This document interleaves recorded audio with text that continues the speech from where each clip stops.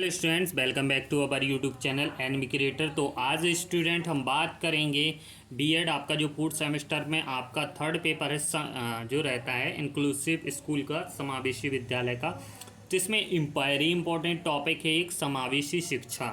तो एक long answer के रूप में और छोटे 2-3 शॉर्ट आंसर के रूप में इसमें से क्वेश्चन बन सकते हैं, आते ही हैं। तो आप इस क्वेश्चन को ज़रूर देखिएगा। ये एक लॉन्ग आंसर के रूप में, कई शॉर्ट आंसर के रूप में पूछे जा सकते हैं, ठीक है ना। बिल्कुल इजी लैंग्वेज में लिखा हुआ है। आपको बस वीडियो को पूरा देखना है, वीडियो को लाइक कर देना है, अपने फ्रेंड्स के साथ शेयर कर देना है, ठीक है।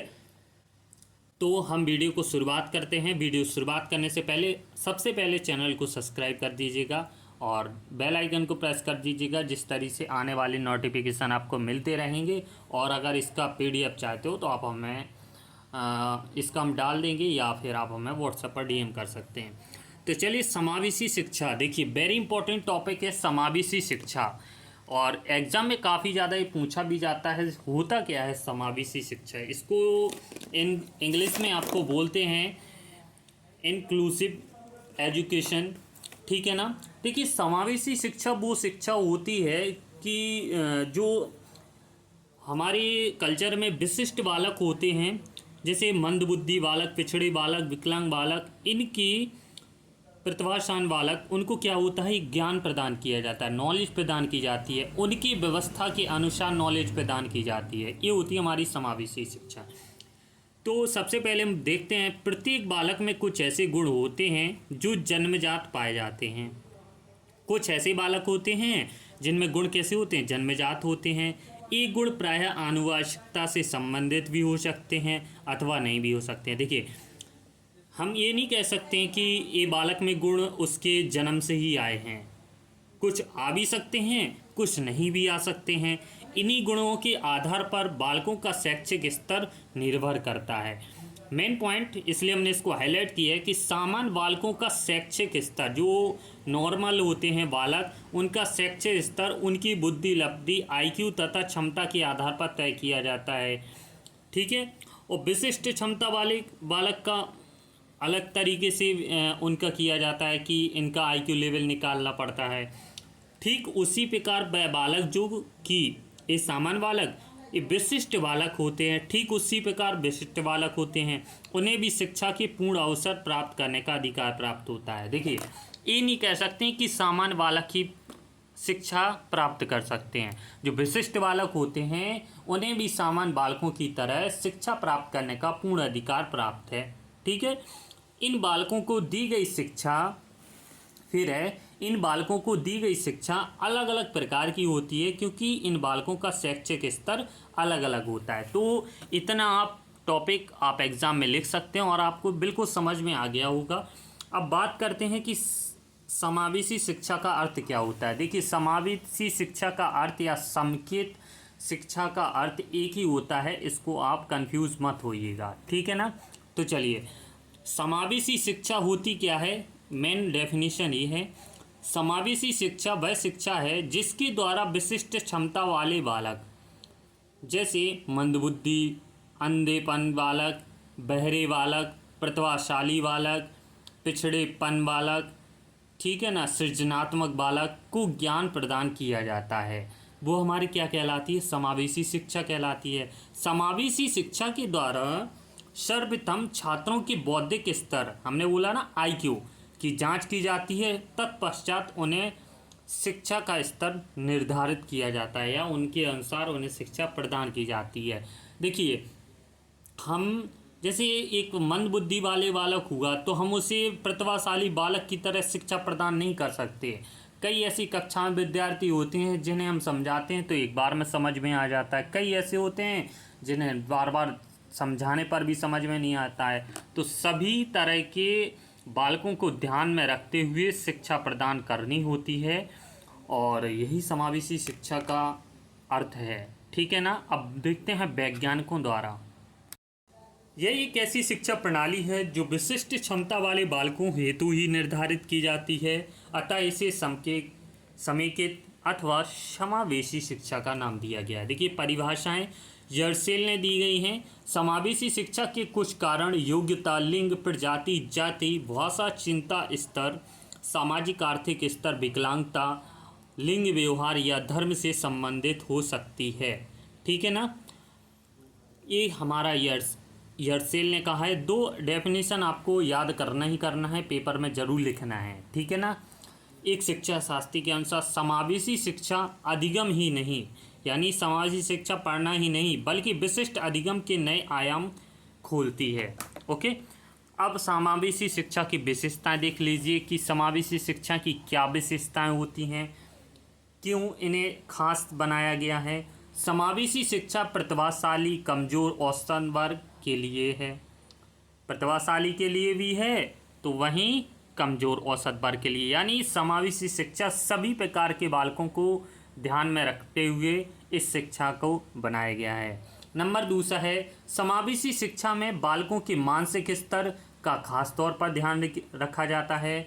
जो छात्र सामान्य रूप से काम नहीं कर सकते हैं, जैसे दिव्यांग छात्र, उनके लिए विशेष प्रकार की व्यवस्था की जाती है।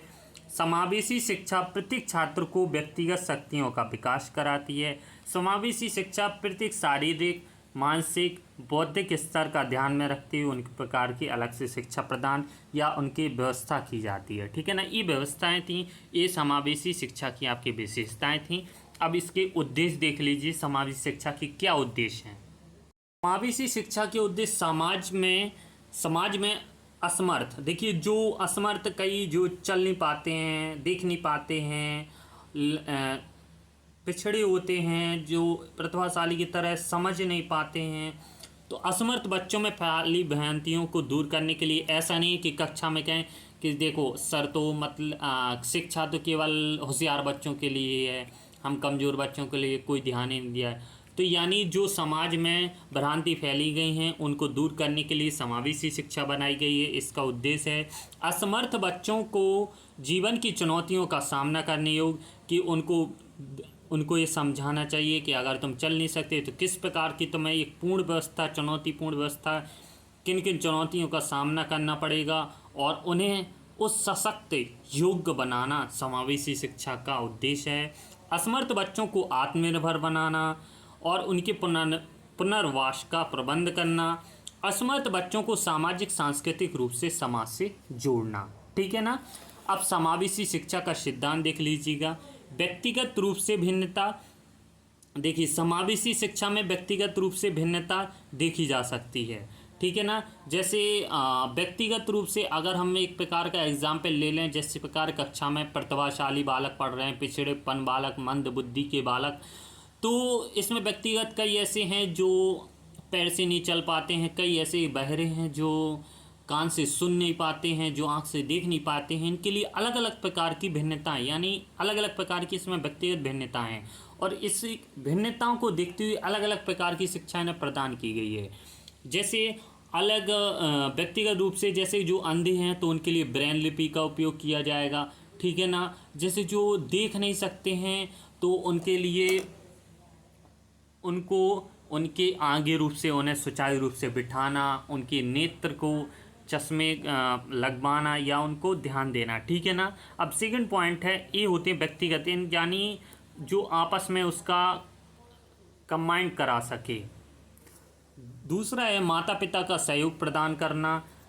समावेशी शिक्षा में माता पिता का जिस प्रकार समावेशी शिक्षा में जिस प्रकार से एक शिक्षक का महत्वपूर्ण योगदान होता है, उसी प्रकार से माता पिता का सहयोग भी महत्वपूर्ण होता है। ठीक है ना, भेदभाव रहित शिक्षा, इसमें कोई भी प्रकार की भेदभाव नहीं दी जाती है। जैसे ही प्रतिभाशाली बच्चे को शिक्षा दी जाएगी, सेम उसी प्रकार की एक पिछड़े वर्ग, कमजोर वर्ग, औसतन वर्ग, सभी प्रकार के बच्चों को समान प्रकार की शिक्षा प्रदान की जाएगी।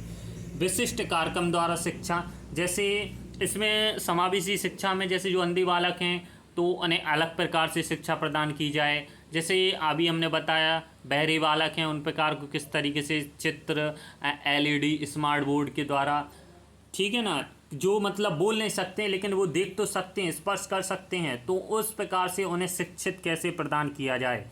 ठीक है, वातावरण नियंत्रणपूर्ण होना, और ये तो बहुत महत्वपूर्ण पॉइंट है। और इसकी आवश्यकताएं क्या है, हमने ये हेडिंग है, ये इन हेडिंग में आप इनको पॉइंट बाय पॉइंट से लिख सकते हो। ठीक है ना, समावेशी शिक्षा की आवश्यकताएं, सामान्य मानसिक विकास संभव है, सामाजिक एकीकरण को सुनिश्चित बनाती है, समावेशी शिक्षा कम खर्चीली है, समावेशी शिक्षा के माध्यम से एकीकरण संभव है।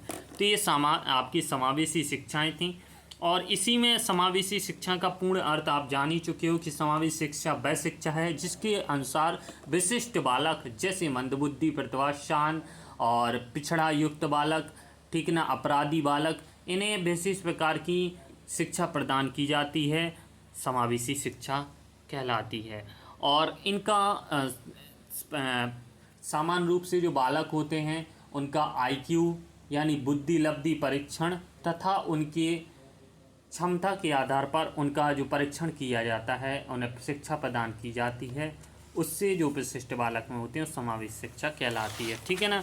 जैसे इसमें विशिष्ट बालक हैं शारीरिक, मानसिक, संवेगात्मक, भावात्मक तथा सामाजिक विकास के आधार पर विशिष्ट बालक के प्रकार। नंबर 1 प्रतिभाशाली बालक जिसकी बुद्धि लब्धि 120 से ऊपर होती है, पिछड़ा बालक जिसकी 85 से कम होती है, विकलांग बालक जो क्या है अस्थि या मांसपेशियों में जिस प्रकार से कोई कमजोरी आ जाती है, जो जन्मांत होते हैं, विकलांग बालक कहलाते हैं। समस्यात्मक बालक जो कक्षा में ही जो समस्या व्युत्पन्न करें, समस्यात्मक, हमने इस पर एक वीडियो बनाई थी, काफ़ी अच्छी वीडियो समस्यात्मक बालक के ऊपर, उसका नाम ही है समस्या उत्पन्न कर देना। जैसे कई उद्यमी बच्चे होते हैं क्लास में, कई अच्छे बच्चे होते हैं, ज़रूरी नहीं कह सकते कि प्रतिभाशान बालक भी समस्या बालक नहीं हो सकता, हो सकता है, ठीक है ना।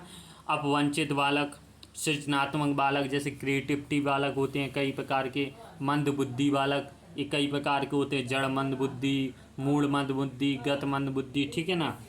इनकी बुद्धि लब्धि कई आईक्यू लेवल कई अलग अलग प्रकार के होते हैं। अधिगम निरयोग बालक, अपराधी बालक, ठीक है ना, इनके भी आप पढ़ लेना विस्तार से, एग्ज़ाम में पूछा जाता है। तो आई होप कि आपको वीडियो अच्छी लगी होगी। अगर वीडियो पसंद आई हो तो प्लीज़ वीडियो को लाइक करिए, चैनल को सब्सक्राइब कीजिए। फिर मिलते हैं नेक्स्ट वीडियो में। धन्यवाद।